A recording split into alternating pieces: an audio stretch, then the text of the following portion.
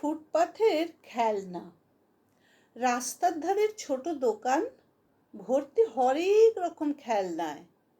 মনু দোকান থেকে হাঁকে, আবার থাকে অপেক্ষায়। কখন খদ্দের আসে খেলনা কিনতে, যাওয়া আসার পথে হরেক দামের ট্যাগ রয়েছে খেলনার সাথে। কারোর দরকার উপহারের, কারোর জন্মদিনের, কারোর ঘর সাজাতে খেলতে ও কারোর মুখে ভাতের। ভালো রেজাল্ট করে কেউ পায় উপহার, প্রতিযোগিতায় কেউ পেতে পারে খেলনা পুরস্কার।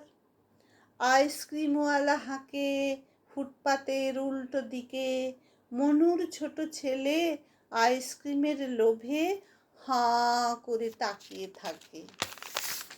রাস্তার ওপারে ফুচকাওয়ালার ফুচকা খেতে ভিড় করে সবাই। মশলা ঝালে জিভে জল আসে তাই। মনুর খেলনার দোকান আজ এখনো ফাঁকা, সবাইয়ের দোকানে ভিড়, লোকের লাইন যায় দেখা। মনুর ছোট ছেলে নয়তো সে খেলনা, পৃথিবী তাকে দেয় না কিছুই, শোনে না তার বায়না।